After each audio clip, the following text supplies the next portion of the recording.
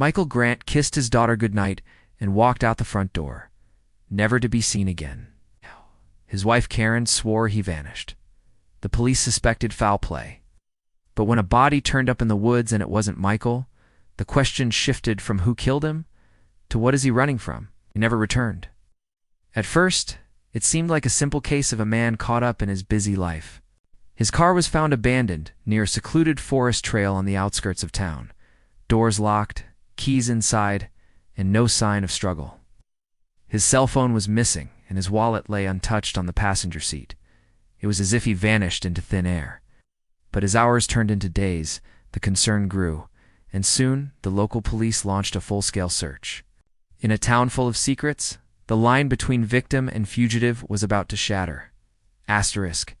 Yet no clear evidence emerged from the scene. Forensic teams combed the area, finding nothing definitive: no blood, no weapon, no sign of a struggle. Their marriage had been rocky, friends said, with arguments over money and Michael's late nights. Some whispered about an affair, but no proof ever surfaced. Karen appeared distraught, but maintained her innocence. In a quiet suburban town, the disappearance of Michael Grant shook the community to its core.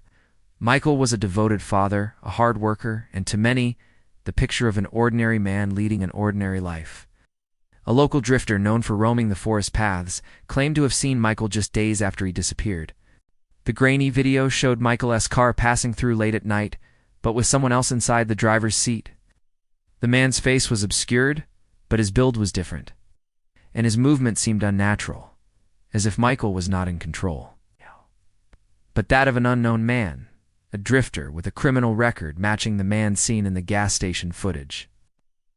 Was he a victim of the same mystery, or was he involved in Michael's disappearance?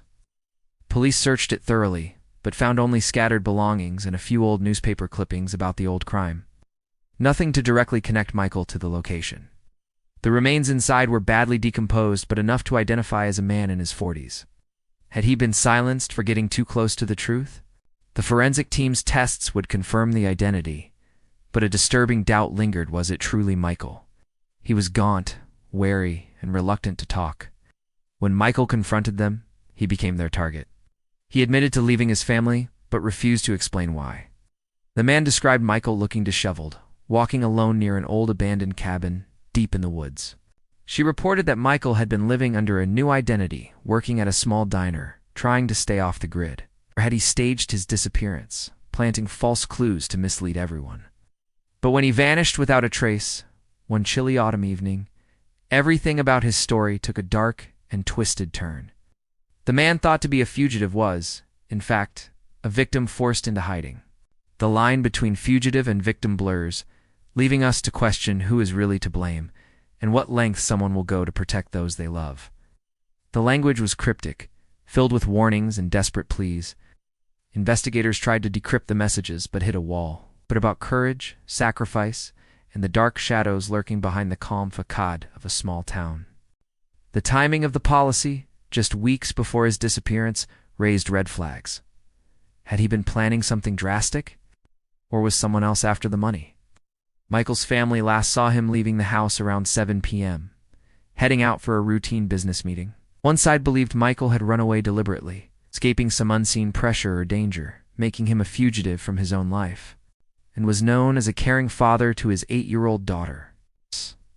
Yet beneath the surface, secrets began to unravel. The other side suspected foul play, that he was a murder victim, silenced for reasons no one yet understood. What baffled investigators was the trail Michael left behind. The town was gripped by two conflicting theories. Michael's reputation complicated the case. He had a spotless criminal record, a steady job in a local factory. Digging deeper into his background, detectives discovered that Michael had recently taken out a large life insurance policy, naming only Emma as the beneficiary. Neighbors reported hearing strange noises the night Michael vanished: shouts, a car speeding away, and a loud crash near the forest trail. Meanwhile, Michael's wife, Karen, came under scrutiny. As the investigation dragged on, a surprising lead came from an unexpected source. The cabin, unknown to most, had a dark history. It was once the site of an unsolved murder decades earlier. Then a breakthrough came when detectives found surveillance footage from a gas station 20 miles away. This discovery opened new possibilities. Was Michael kidnapped, forced out of his own vehicle?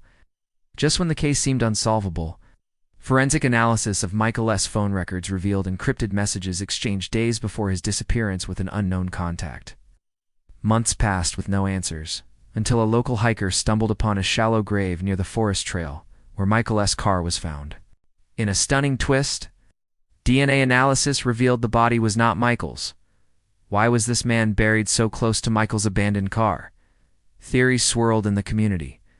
Some speculated Michael had discovered illegal activities involving this drifter and others in the forest. Alternatively, maybe Michael had faked his death, framing the drifter to cover his escape. Then, just when hope seemed lost, a surprising call came from a woman living in a nearby town. Police moved quickly to verify her claim, and after weeks of surveillance, Michael was found alive, but changed. The truth emerged slowly.